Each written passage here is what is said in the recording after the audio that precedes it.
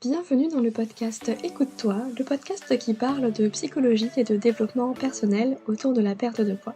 Je suis Aurélie Nussbaumer, psychologue et hypnothérapeute, fondatrice de l'académie Mincir Autrement, qui accompagne les femmes à faire la paix avec la nourriture et leur corps grâce à la psychoneuronutrition, mais également à lever les blocages psychologiques pour maigrir définitivement.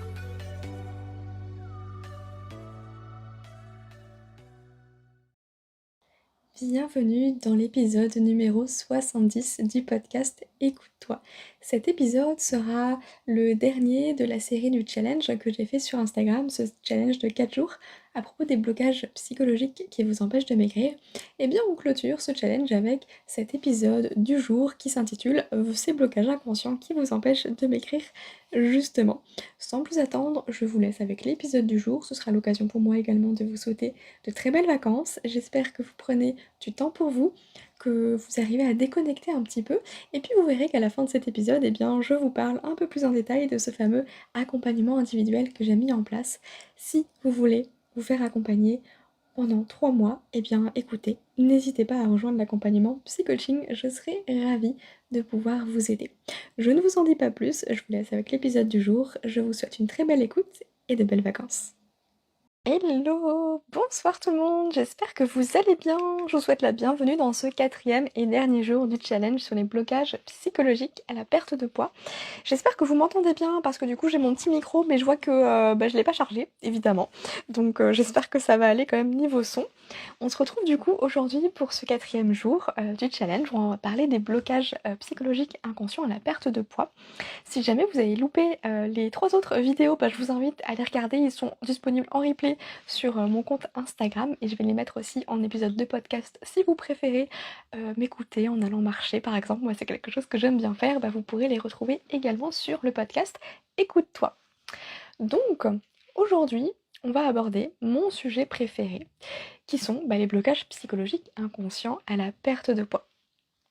On le sait aujourd'hui, l'alimentation et l'activité physique, ce sont 2 choses sur lesquelles on est assez sensibilisé quand on a envie de maigrir. Le problème, c'est que on oublie un paramètre important, c'est la psychologie. C'est que en fait, on n'est pas juste qu'une conscience, on a aussi un inconscient. Et il y a plein de choses finalement qui nous échappent. Et c'est ça qu'on va voir aujourd'hui, cette partie qui nous échappe, dont on n'a pas conscience. Et comment est-ce qu'on peut réussir à repérer finalement les blocages qu'on peut avoir et comment les dépasser. On va voir tout ça ensemble. Comme d'habitude, n'hésitez pas à me mettre un petit hashtag replay dans les commentaires, comme ça je sais que vous êtes passé par là, et à me poser vos questions si jamais vous en avez. Je reste bien entendu disponible également en message privé, donc n'hésitez pas.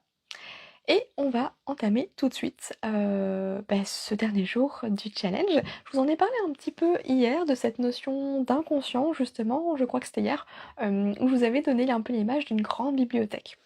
Notre inconscient, c'est un peu comme une immense bibliothèque qui a tout stocké. Il a stocké nos souvenirs, nos émotions, nos expériences depuis qu'on est venu au monde, et je dirais même depuis notre vie intra-utérine, et même, pourquoi pas, depuis nos vies antérieures pour ceux qui y croient. Donc vraiment tout est stocké, on peut tout retrouver là-bas. C'est juste que retenir tout et d'avoir tout à la conscience, ça nous ferait vriller complètement. Donc du coup tout est stocké, et puis il y a des choses qui sont passées dans l'inconscient, voilà, c'est l'inconscient qui va gérer ça, puis l'inconscient il représente plutôt 95% de notre être, donc il y a beaucoup de choses qui sont inconscientes. L'idée c'est que, en fait, il y a plein de raisons qui pourraient vous empêcher de maigrir, plein de raisons conscientes, mais plein de raisons inconscientes aussi.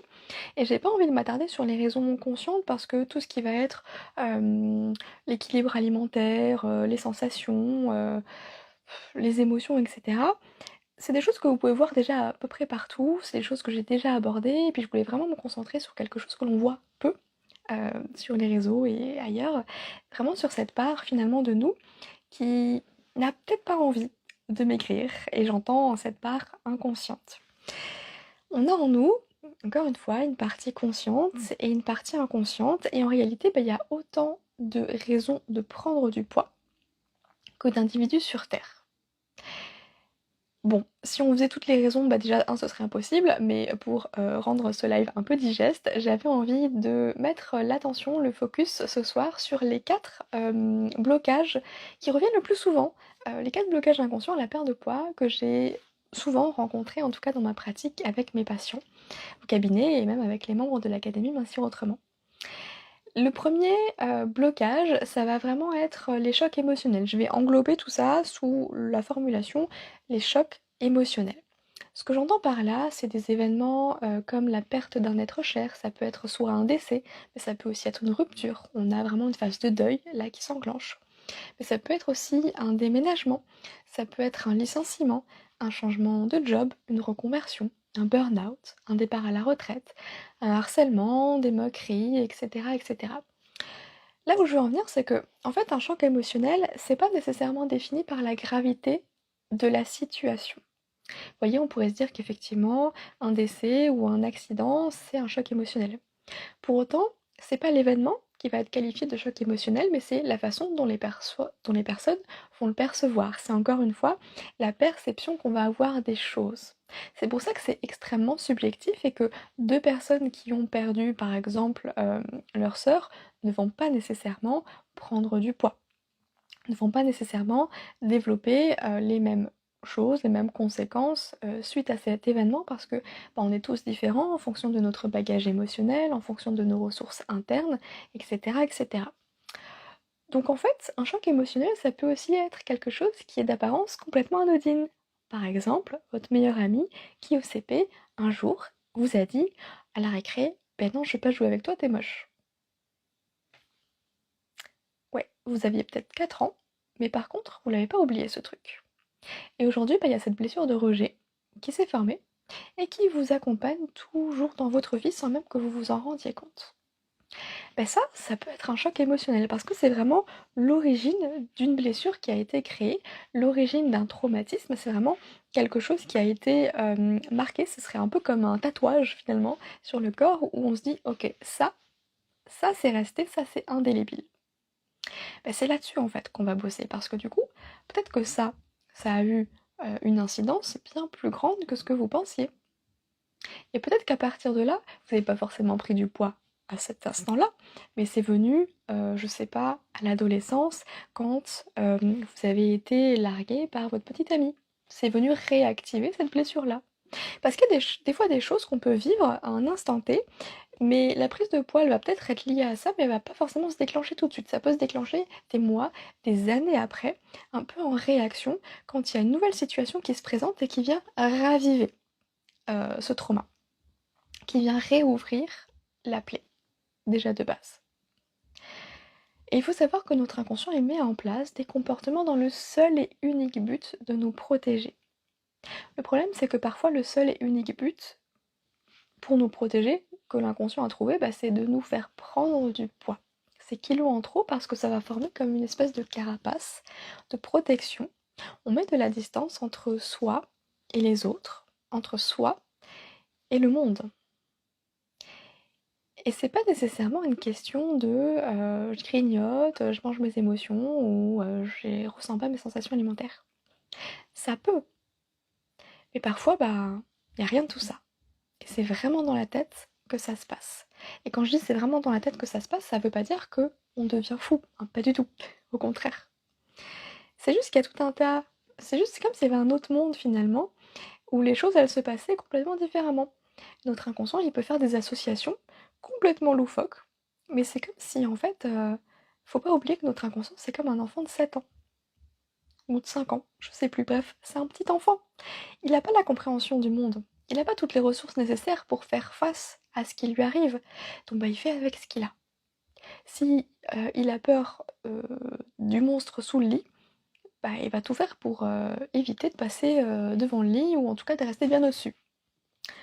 Avec notre regard d'adulte, on sait bien qu'il n'y a pas de monstre sous le lit. Pour autant, notre inconscient, lui, il ne le sait pas. Donc on a besoin de retrouver cette sécurité intérieure, on a besoin de lui montrer, comme avec un enfant, d'aller regarder sous le lit et puis de lui montrer, tu vois, il n'y a pas de monstre. Ou peut-être ce que tu as pris pour un monstre, c'était les ombres de la lumière et de l'arbre qui bouge avec le vent. Vous voyez un petit peu l'idée?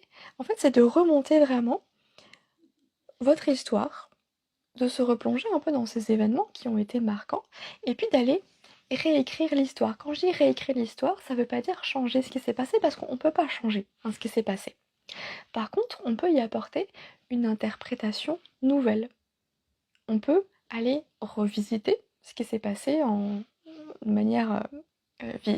visualisant, en imaginant, comme avec l'hypnose par exemple, on peut remonter le temps pour aller à nouveau dans cette scène-là et puis apporter à cet enfant qu'on a été ce qu'il nous a manqué sur le moment pour réussir à faire face à cette situation. Ça peut être simplement un adulte qui vient nous prendre dans nos bras pour nous consoler. Ça peut être simplement une parole pour venir apaiser toutes ces émotions. Il y aurait plein de choses. Et ça, c'est vraiment très personnel encore une fois et subjectif. Si je vous raconte tout ça, c'est que parfois, il suffit d'un événement de vie pour que ça vienne chambouler absolument toute notre vie. Et là, je me souviens d'une patiente que j'ai eue qui était retraitée et qui avait pris pour habitude de grignoter le soir devant la télé. Ça lui était jamais arrivé de sa vie. Et là, depuis quelque temps, elle n'arrêtait pas. Tous les soirs, sans exception. Donc, on discute, on creuse, on échange, et je lui demande à partir de quand c'est arrivé tout ça.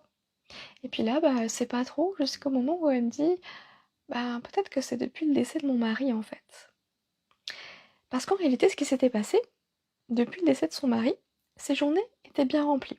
Elle n'avait pas le temps de s'ennuyer, elle était même pas chez elle. Mais quand elle revenait à la maison le soir, tout était calme. Et puis effectivement, le soir devant la télé, elle avait l'habitude de regarder la télé avec son mari et de discuter avec lui, sauf que là, elle se retrouvait seule. Donc la nourriture, c'était venu comme une manière de compenser ce manque, de compenser ce vide, de faire face à la solitude. Et en réalité, le problème là, c'est pas le fait de grignoter, parce qu'on pourrait trouver mille et une façons de faire autre chose, c'est l'origine de pourquoi finalement elle s'était mise à avoir ce comportement-là.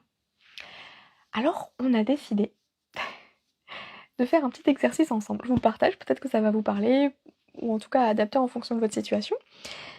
Je lui ai proposé d'écrire une lettre à son mari. Une lettre d'adieu, une lettre pour lui dire tout ce qu'elle n'a pas pu lui dire. Et à partir du moment où elle a écrit cette lettre-là, effectivement, le mois suivant, elle avait perdu 2 kilos sans rien changer. Elle avait juste réussi à déposer finalement sur le papier ses émotions, à dire au revoir parce que perdre un être cher avec qui on a passé la plupart de son temps, c'est pas évident, ça laisse effectivement un vide. Et une sensation d'inachevé aussi quand on n'a pas l'occasion de dire au revoir. C'est un processus de deuil.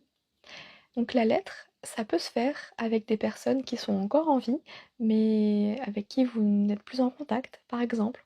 Ça peut se faire avec un événement qui s'est passé. Ça peut se faire de mille et une façons. C'est vraiment une manière symbolique, en fait, de déposer sur le papier, d'extérioriser tous ces sentiments qu'on garde en nous, qui bouillonnent, et qui finalement nous font ruminer, et qui nous bouffent. Pour les extérioriser, pour leur laisser de la place, et puis pour se sentir soulagé aussi, laisser partir ce qu'il y a en trop, pour retrouver cet espace, cette légèreté, et retrouver de la sérénité au quotidien, en fait. N'oubliez pas que souvent on porte un poids qui est invisible. Et ce poids invisible, ça va se matérialiser dans la matière et notamment avec un poids au niveau corporel. C'est pour ça que les événements de vie sont hyper importants à aller questionner. Est-ce que ça a eu un impact dans ma vie? Est-ce que vous pensez là aujourd'hui que si vous avez pris du poids, c'est à cause peut-être d'un événement particulier ou d'une succession d'événements? Parce que ça peut être la clé justement pour vous en libérer de ces blocages-là. Ok, donc ça c'était le premier blocage que je voulais partager avec vous. Le deuxième blocage, inconscient, à la perte de poids, ce sont ces mécanismes d'auto-sabotage. On en a déjà parlé un petit peu lors du deuxième jour du challenge. Mais on va aller un petit peu plus loin. L'auto-sabotage, c'est vraiment des pensées inconscientes qui tournent en boucle et qui vous empêchent finalement d'être heureuse, de réussir dans n'importe quel domaine de vie, et puis aussi de maigrir.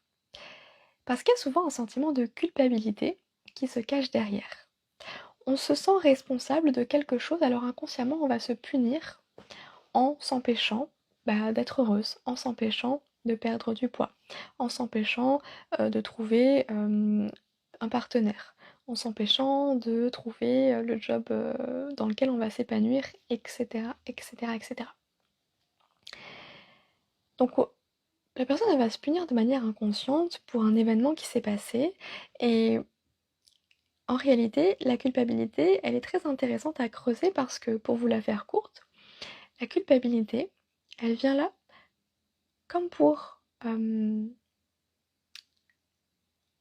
je cherche mes mots pour trouver les bons termes à vous expliquer. C'est une façon de se rassurer en fait. Quand on culpabilise, eh ben on a la maîtrise des choses. Si je culpabilise d'avoir fait quelque chose, ben déjà c'est une façon de se faire pardonner en quelque sorte. Parce que du coup on se sent mal par rapport à quelque chose que l'on a fait, ou que l'on n'a pas fait, hein, par exemple, ou dit ou pas dit, bref, vous vous adaptez à la situation. Et du coup, bah, se sentir coupable, c'est à la fois un moyen de se punir, puis à la fois un moyen, quelque part, d'expier nos péchés. Parce que si je me sens mal, du coup, au bout d'un moment, je vais pouvoir aussi peut-être passer à autre chose, arrêter de culpabiliser, on va peut-être pouvoir me pardonner. Vous voyez un petit peu l'idée? Sauf que la culpabilité, c'est vraiment garder l'illusion du contrôle.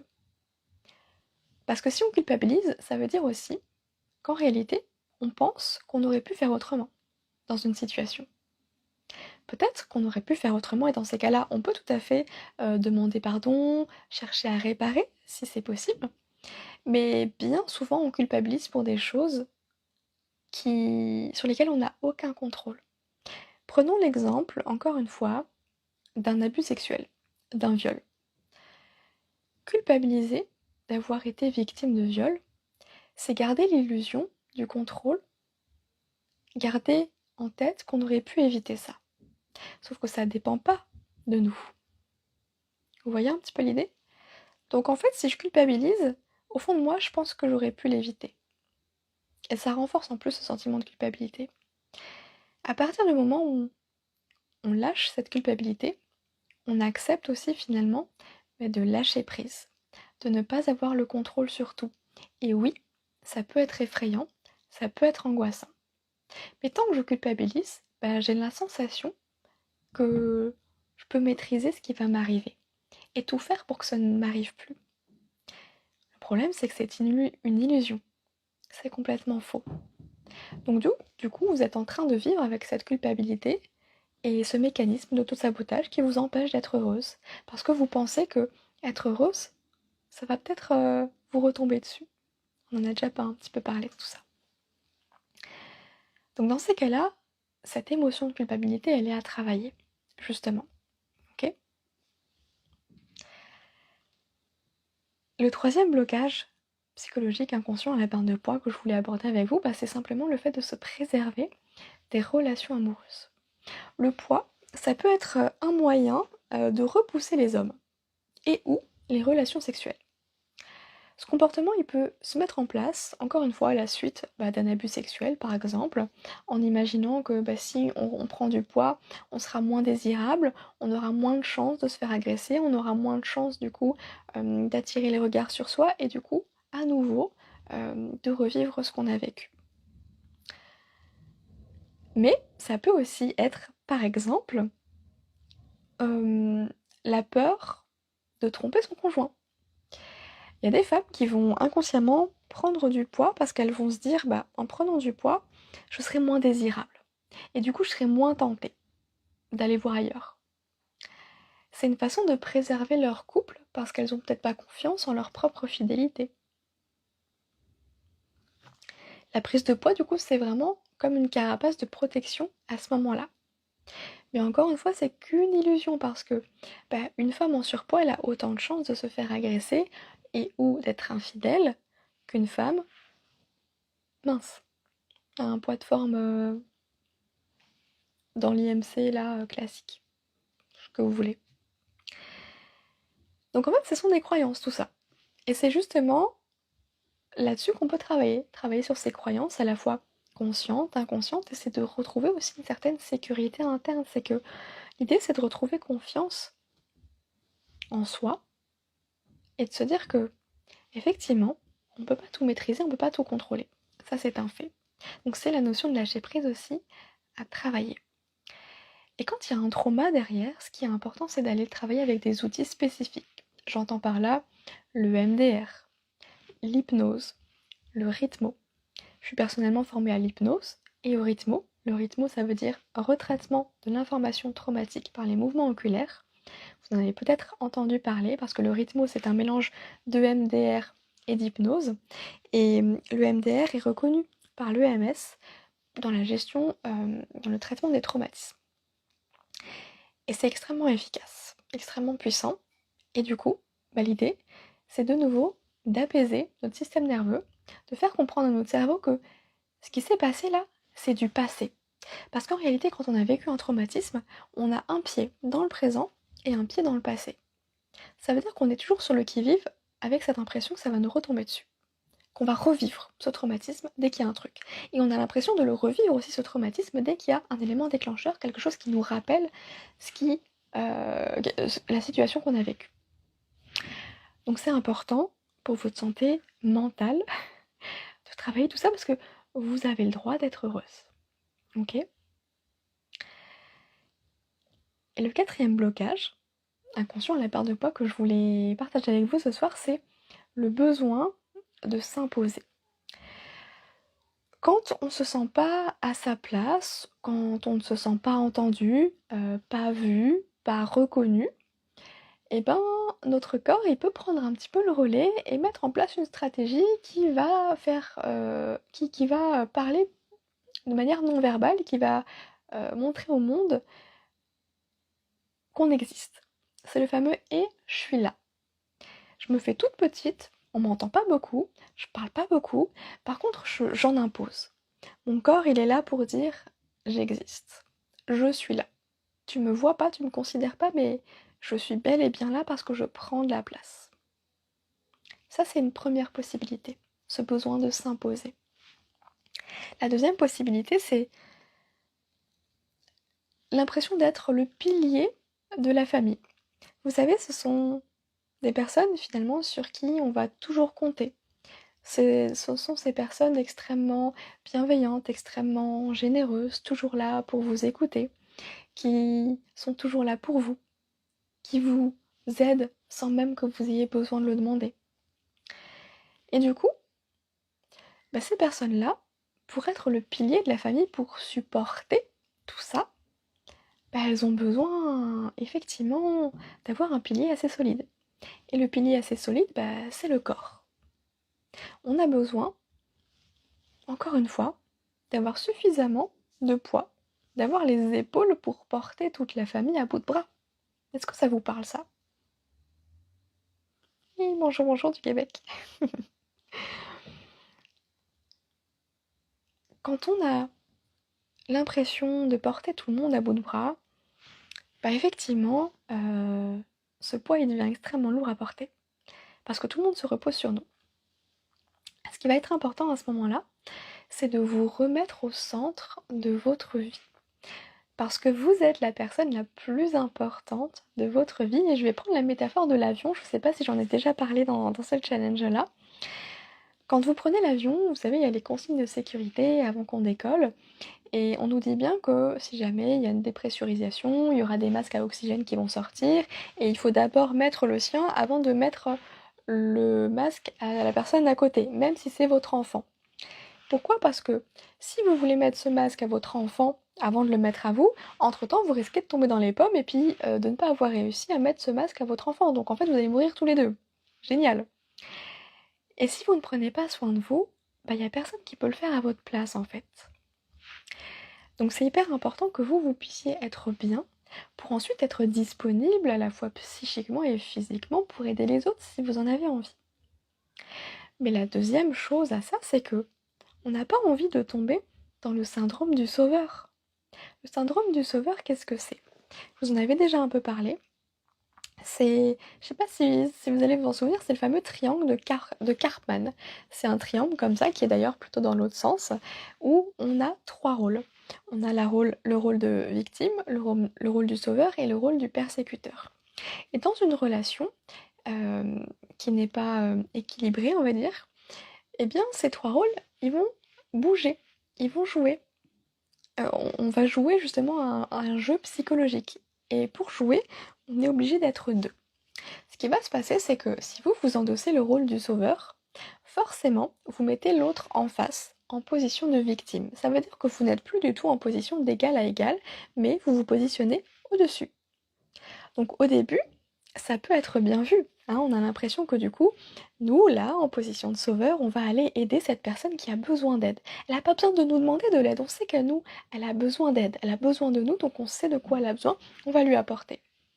Donc peut-être que la personne, là, celle en position de victime, elle va être super contente, super tu m'as aidé, etc. Sauf qu'au bout d'un moment, ça peut se retourner contre vous.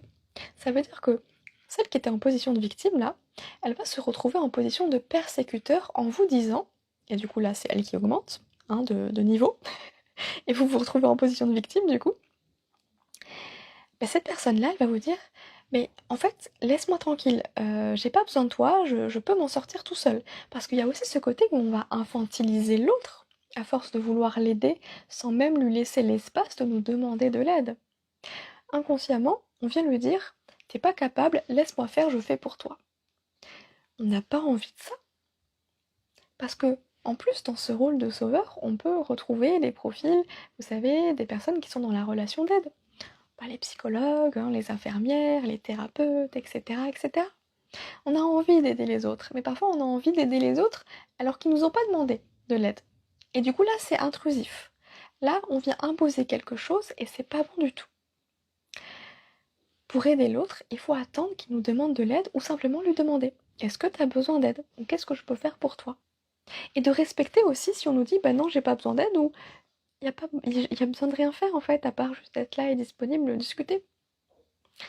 Tout ça pour vous dire que ce besoin-là de s'imposer, et ben, il peut aussi venir se matérialiser sous forme de poids en trop.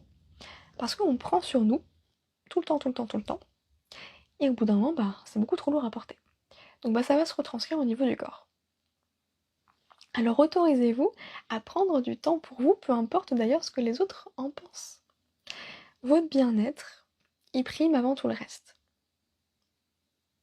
Et si en plus ça peut vous enlever ce poids à la fois sur les épaules et sur le corps, c'est tout bénef. Hein. Pour faire un petit récap, des cas de blocage inconscient, cas de blocage psychologique inconscient à la perte de poids dont je vous ai parlé ce soir, c'est les chocs émotionnels, l'autosabotage, le fait de se préserver des relations amoureuses ou des relations sexuelles, et le besoin de s'imposer. On est bien d'accord, c'est pas exhaustif. Il y en aurait encore tout un tas d'autres. C'est les 4 grands blocages qui reviennent souvent. Et j'avais envie de vous en parler parce que ça peut vous amener à des prises de conscience et vous questionner. Mon but, c'est toujours de vous amener à réfléchir, de vous amener à vous poser des questions que vous ne vous seriez jamais posées, pour voir si ça fait écho en vous, si ça résonne ou non.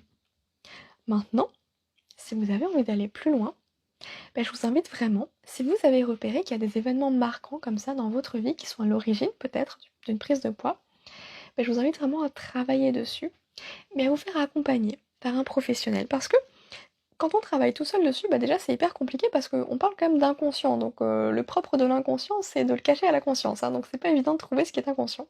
Déjà, de une. Ensuite, de deux, on a du mal à voir ce qui se passe pour soi. Parfois, on peut être très lucide pour les autres, mais alors quand il s'agit de soi, on passe complètement à côté. Hein. Le thérapeute, la personne qui va vous accompagner, elle est vraiment là comme un rétroviseur. Elle est là pour vous aider à voir les angles morts.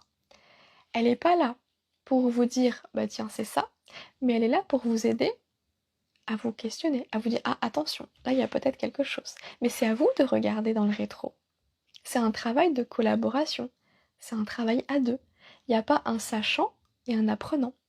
C'est vraiment une collaboration ensemble. Si vous avez envie d'aller plus loin, je vous en ai déjà parlé lors des précédents jours de ce challenge, vous pouvez rejoindre l'accompagnement psy-coaching. J'ai gardé ce petit nom, je l'aime bien, on verra s'il va changer au fur et à mesure. du temps. Actuellement, il y a 3 places à prendre. On va commencer mi-août. Cet accompagnement individuel, psy-coaching, c'est 3 mois d'accompagnement en individuel avec moi. Du coup, on se retrouve sur Zoom, en visio, toutes les semaines. Ça fait 1 séance par semaine. C'est assez intensif parce que du coup, l'idée c'est qu'on reste pas toute notre vie en thérapie, et qu'on y aille. Il est temps que finalement on fasse les choses, on mette en place les bonnes actions pour enfin réussir à avoir des résultats. Psy-coaching, pourquoi? Parce que il y a 2 parties. Il y a une première partie où ensemble on va aller justement explorer votre histoire personnelle, et puis là j'enfile ma casquette de psychologue. C'est mon rôle d'aller voir le passé, qu'est-ce qui est arrivé, etc. Et d'aller travailler dessus avec ces outils finalement, l'hypnose, le rythmo, etc. Une fois qu'on a remis les choses à plat, c'est un petit peu comme l'histoire, vous savez, du potager, là, on déblaye un peu la terre, on la rend fertile. Une fois que la terre, elle est bien, on va pouvoir planter des graines, et puis là, on passe dans la partie coaching. Travail de mindset, sur les croyances, parce que pour réussir à être cette personne que vous souhaitez devenir, il y a un travail finalement à faire au niveau de vos pensées, de vos croyances. Vous ne pouvez pas réussir à changer si vous vous racontez toujours la même histoire, si vous croyez toujours les mêmes choses à propos de vous, des autres et du monde. Et là, c'est le travail de reprogrammation du subconscient, des pensées, qu'on fait avec le travail de mindset. L'idée, c'est de passer, et je dis ça avec toute la bienveillance possible, de la position de victime à la position de leader. Quand je parle de position de victime, c'est pas quelque chose de péjoratif. C'est simplement se rendre compte qu'en fait, on n'a pas besoin de rester dans cette histoire-là qui ne nous convient pas. On peut tout à fait décider de reprendre finalement le scénario en main. Ça veut dire que, oui, le passé, il est comme il est. On ne peut pas le changer. Par contre, le futur, il a à écrire. On n'est pas obligé de rester là, dans ce passé qui continue. Non. On peut décider à un moment donné de mettre un point final, on tourne la page et on change de chapitre. On écrit même un nouveau bouquin, une nouvelle histoire. Parce que c'est ça l'idée. Effectivement, le passé, il est tel qu'il est, mais on peut apporter une perception nouvelle sur les choses. Alors, on change pas de chapitre, on change carrément de bouquin. Ok? Et c'est comme ça que vous allez pouvoir vraiment réussir à atteindre tous vos objectifs, que ce soit un objectif de perte de poids, que ce soit un objectif de nouvelles relations, de changer de job, que sais-je. Moi, j'ai vraiment envie de vous inviter à reprendre votre pouvoir sur votre vie. Et ça passe vraiment par ce travail de mindset, changement de perception. Rappelez-vous du live, vos pensées vous mènent tout droit à l'autosabotage. Donc on travaille sur nos pensées, ok? Et je sais qu'aujourd'hui vous avez l'image de cette femme confiante, bien dans son corps, là en tête. Alors ensemble on va aller la chercher cette femme, parce que cette femme elle n'est pas dans le futur, elle est déjà là en vous. C'est juste qu'en fait elle est un peu cachée.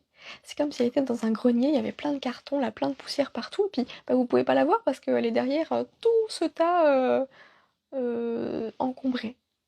Alors on fait le ménage. On fait le ménage ensemble et on choisit ce qu'on garde et ce qu'on jette. Je veux que vous choisissiez de nourrir vos rêves et non plus vos peurs. J'ai entendu cette phrase aujourd'hui en écoutant un podcast pendant ma balade. J'ai adoré. Alors je vous la repartage. Allez nourrir vos rêves et non vos peurs. Et j'ai vraiment envie qu'on fasse ça ensemble dans cet espace bienveillant, accueillant, dans cette safe place. C'est pour ça que j'emploie des mots qui peuvent peut-être un petit peu vous heurter. Ce côté victime, ce côté reprendre le pouvoir sur sa vie, etc. Parce que je suis pas là pour vous materner, pour vous prendre par la main et vous dire allez, ça va aller. Bien sûr que je le fais. Mais moi, avant tout, mon rôle, c'est de vous faire prendre conscience que là, vous êtes en train de vous raconter une histoire complètement pourrie. Et qu'on n'en veut pas de cette histoire. Alors oui, ça va être challengeant. Oui, ce ne sera pas pour tout le monde. Mais je sais que ce sera pour les bonnes personnes. En tout cas, je sais que si vous me regardez aujourd'hui, c'est que ça résonne en vous. Et si ça vous titille un peu, si ça vous pique un petit peu, bah, c'est OK, c'est normal. Je suis là aussi pour vous faire sortir un petit peu de cette zone de confort et vous amener à voir autre chose, à voir grand. Mon but vraiment dans la vie, c'est ma valeur numéro 1, bah, c'est la liberté. Et la liberté, elle se retrouve absolument dans tout. La liberté dans mon travail, je suis à mon compte, c'est pas pour rien. Mais la liberté, elle se retrouve aussi dans cette valeur que j'ai envie de vous transmettre, c'est que je veux aujourd'hui que vous puissiez vous libérer de ce poids du passé. Je veux que vous puissiez vous libérer de ces croyances limitantes là que vos parents, votre éducation, la société vous a inculquées. Je veux que vous puissiez vous libérer de ces pensées toutes pourries qui tournent en boucle et que vous alimentez. Il faut changer de disque. Mais est-ce que vous en avez envie? Est-ce que vous êtes prête à ça? Si oui, eh bien je vous accueille avec grand plaisir. Pour rappel, il y a 3 places. Si vous prenez votre place tout de suite, elle est réservée. On commence mi-août ou peut-être au mois de septembre en fonction de vos vacances à vous. Les rendez-vous se prennent une fois par semaine, les mercredis après-midi ou les jeudis après-midi. Et on y va pendant 3 mois. Je ne vous lâche pas. Ok? Si vous avez envie d'avoir plus d'infos, je vous mets le lien dans ma bio directement sous accompagnement individuel. Pour les prix, eh bien c'est un paiement unique de 840 € ou en 3 fois. Je sais plus combien ça fait en 3 fois, ça fait 200 et quelques. Je vous laisse regarder. C'est un tarif de lancement. Je me suis pas pris la tête. J'ai pris le tarif de mes consultations que je faisais quand j'étais au cabinet, soit 70 €.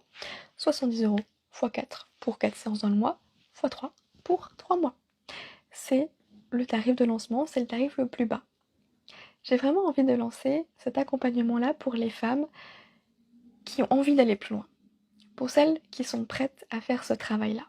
Alors je vous attends, et si vous avez des questions, eh ben venez me parler en privé, je serai ravie d'échanger avec vous. Je vous souhaite une très belle soirée, et ce live clôture le challenge de 4 jours. Les vidéos vont rester, elles sont en replay, donc n'hésitez pas à les regarder encore et encore, ça vous permettra peut-être d'avoir de nouvelles idées, de nouvelles prises de conscience, de nouveaux déblocages ou que sais-je. Et puis ensuite, passez à l'action. Prenez le pouvoir sur votre vie et décidez de sortir de cette position de victime. Commencez à vous raconter une histoire différente pour vivre une vie différente. Je vous souhaite une belle soirée, prenez soin de vous. Si vous avez aimé cet épisode, je vous invite à le partager et à noter le podcast avec 5 étoiles sur Apple Podcast afin de le faire grandir et découvrir à d'autres femmes qui ont besoin d'entendre ce message. Je vous remercie pour votre soutien, je vous dis à très bientôt, prenez soin de vous.